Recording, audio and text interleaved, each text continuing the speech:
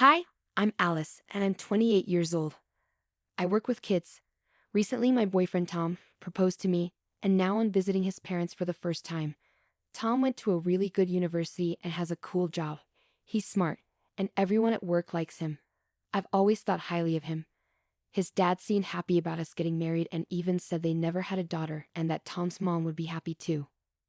But when I looked at his mom, she seemed upset. She had a frown on her face, like she was mad about something. Then, out of nowhere, she asked me if it's true that I didn't finish high school.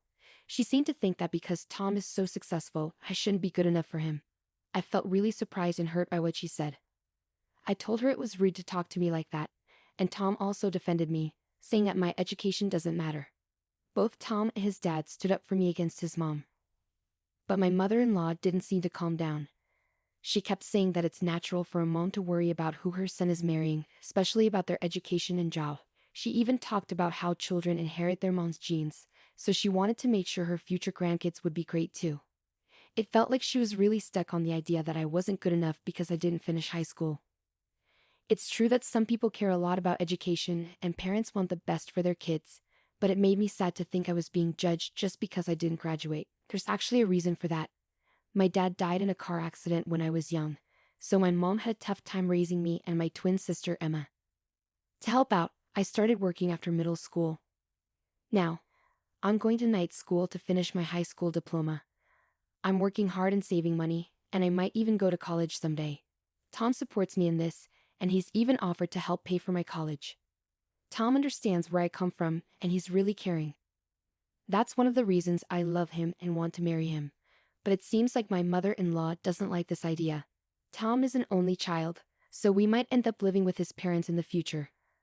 I'm a little worried about how things will go if my mother-in-law already seems so against me. A while after, I moved in with my future in-laws, just a month away from our wedding. As the big day got closer, I had to make more trips to the wedding place to double-check everything. I also had to book hotels for our out-of-town guests. With work, school, and wedding stuff, I was super busy. But my mother-in-law didn't seem happy with how I was handling everything. Today, I was getting ready to go to the venue and putting on makeup when she suddenly said, "Oh my, what are you wearing?" She saw my outfit and blurted it out. "I'm getting ready to go to the venue." "So I thought I'd dress up," I explained. I wasn't sure if she didn't like me dressing up for the venue or if she just wanted to criticize me. "Huh. You say you're going to the venue, but you're just dressing like that to attract men, aren't you?" "You're so careless," she accused. She just assumed I was meeting another man instead of going to the venue. I didn't know what to say. I told her I was meeting Tom at the venue and suggested she ask him if she had doubts. But she didn't listen and just kept thinking I was up to something. Then, out of nowhere, my mother-in-law messed up my carefully styled hair. "Hey, what are you doing, mother-in-law?" "I spent so much time getting ready. This is terrible," I exclaimed. My hair was a mess, and I couldn't go out like that. But instead of apologizing, my mother-in-law said, "There's no need to fix it. This hairstyle suits a high school dropout like you. You should wear your hair like this for the wedding." I was already late, so I quickly fixed my hair and rushed to the venue where Tom was waiting. When I got there, Tom saw my upset face and asked what happened. I was torn about whether to tell Tom what happened earlier, but I didn't want to bring up something so upsetting when we were supposed to be talking about the wedding plans. So, I decided not to tell him at that moment. Then, as the wedding day got closer, my mother-in-law came up with a surprising idea. She said, "Hey, Alice's mom lives far away, right? It must be hard for her to come and stay in a hotel. Why doesn't she stay with us?" Tom and I were both surprised by her suggestion. It would save money on hotels, and it could help our families bond better. Tom suggested I talk to my mom about it, so I did right away. My mom was really happy with the idea, and we decided that my twin sister Emma would come too. At first, I thought my mother-in-law was being nice, but I had no idea what she would do next. The day before the wedding, my mom and sister came to stay at my in-laws' house. Seeing them after such a long time made me really happy. My sister Emma and I are super close, so we decided to share a room for the night. Emma fell asleep quickly after having a few drinks. She's out like a light, I thought, knowing she wouldn't wake up easily. Just as I was about to go to sleep too, I heard the door to our room open. I was puzzled and then heard a buzzing noise, like someone was shaving something. Now you won't be able to go to the ceremony tomorrow, will you? No need for hair for a girl who didn't finish middle school, I heard my mother-in-law say. I was shocked and turned on the lights. Mother-in-law, what are you doing? I exclaimed.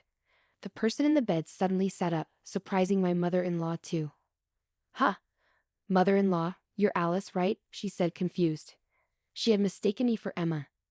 That's not my hair. We're twins, and our faces really look alike, I explained. It turned out that it wasn't me whose hair got shaved, it was my sister Emma. What? How could this happen? It was supposed to be Alice, my mother-in-law exclaimed, clearly shocked. But Emma was still fast asleep, probably due to the drinks she had. When she wakes up and realizes her hair is gone, she'll be really mad. Emma's not one to hold back her feelings, so I knew she'd be furious. I can't cover for you on this, mother-in-law, I told her, feeling guilty. She probably left the room feeling uneasy. The next morning, Emma saw herself in the mirror and freaked out. She was furious about being bald. Our mom was there too and couldn't help but cry in shock. Tom was disturbed too, saying, "This is terrible. Who would do such a thing?" So, I decided to tell everyone what happened the day before. I was curious to see how my mother-in-law would react this morning, but she wasn't around. My father-in-law said she went for an early walk and hadn't come back yet. I started worrying that she might have run away, so I told her relatives everything and went to look for her. About 30 minutes later, a relative called me to say they found her at a nearby convenience store, so my father-in-law went there. My mother-in-law came back home with a bunch of excuses, unaware that she was being searched for. When she got home, she immediately said, "I didn't do anything wrong. It's all Alice's fault." Alice used the clippers on her own and shaved Emma's hair while she was sleeping next to her. I told everyone, shocked that she was trying to blame me. Don't be absurd. I didn't do anything. Weren't you the one who entered the room yesterday? It's ridiculous that you're still lying about it, I snapped, feeling frustrated by her denial. But my mother-in-law kept denying her involvement. Then my father-in-law seemed to recall something. He went outside and returned with something in his hand. "Alice, is this the clipper?" he asked, holding it out to me. When I looked at the clipper, I instantly recognized it as the one my mother-in-law used last night to shave off Emma's hair. "That's it. That's the clipper." "But where did you find it?" I asked, feeling confused. "It seems this clipper originally belonged to your father-in-law. He's always been particular about his appearance and carried grooming tools with him. When we checked his car, the compartment where he kept his grooming stuff was messed up. And the clipper was gone," my husband explained. "I always keep my car keys in the bedroom. If there's brown hair in this clipper, then it's clear that your mom is the one responsible," my father-in-law added, beginning to take apart the clipper. Inside the clipper was unmistakably brown hair, which we knew belonged to Emma. She probably couldn't clean it properly because she had to rush out in the dark, my father-in-law concluded, displaying the hair to everyone. My mother-in-law sank to her knees. "Alice, it's all because of you. You tricked Tom, despite being uneducated and poor. I wanted you to leave Tom no matter what," she confessed. I felt sickened by my mother-in-law's selfish words, but the one who reacted the strongest was Emma, who had her hair shaved off. "I don't care what's happening to you," Emma said strongly. "What can we do now?" "I can't go to the wedding looking like this," she said, sounding upset. Emma's father-in-law heard her worry and called a friend who knew how to fix hair. They decided to bring a wig quickly. It would help Emma's hair look better for now. But they needed to find a solution for her mother-in-law too. 30 minutes later, the friend of Emma's father-in-law came with the wig, and Emma looked beautiful with her new hair.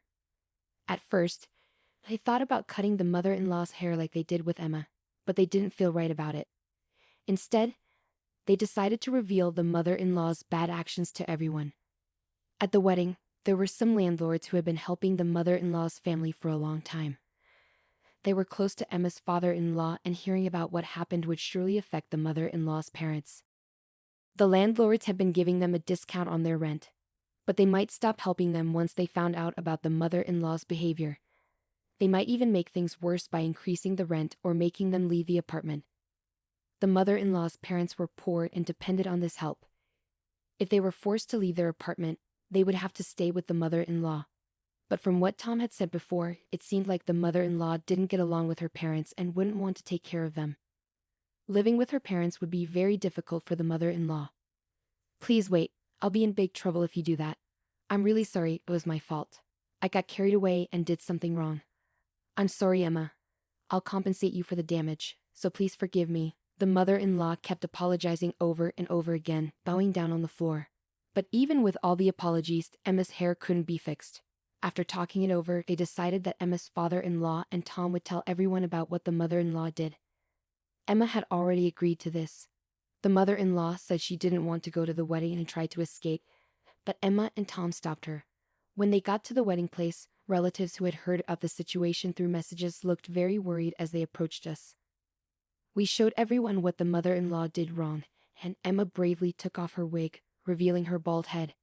Everyone was shocked, especially the women, who couldn't believe it. For a woman, her hair is very important, so imagine the shock of suddenly having it shaved off. Seeing Emma like this made some people cry. Then, as expected, the landlord came to the mother-in-law and asked if it was true. At first, she tried to lie, but Emma's father-in-law encouraged her to tell the truth, and she finally admitted it. The landlord was furious and also scolded the mother-in-law. After that, the mother-in-law looked sad during the rest of the ceremony, which was unusual for her. The wedding went well, and we were happy to have the blessings of many people. But we couldn't stay in the same house with the mother-in-law anymore. So we decided to move to our own apartment and start a new life as a couple. The mother-in-law panicked when she realized we were leaving the house. She cried and begged us not to go, but we couldn't stay with her anymore. Even the father-in-law felt the same way. He told her he wanted a divorce and asked her to leave the house. The mother-in-law looked scared and held onto the father-in-law, pleading with him to reconsider. She said she had nowhere else to go because she didn't get along with her own parents. She was trembling and looked like she might collapse at any moment. But I didn't feel sorry for her, considering what she did to Emma. I never expected someone to shave my head while I was sleeping, mistaking me for Emma. The mother-in-law kept trying to convince us to let her stay, but the father-in-law contacted her parents, and eventually she had to leave the house. Now, she's living with her parents, even though they have a difficult personality, and she's struggling to take care of them all by herself. The mother-in-law kept calling us, wanting to start over, but we didn't want to live with her again, so we blocked her calls. Now, we're living happily with the father-in-law in his old house. We decided to renovate it together. The father-in-law built his dream study, Tom set up a display area for his model figures, and I installed a modern kitchen. We also made a room for the child we plan to have in the future. Now, the three of us are living comfortably.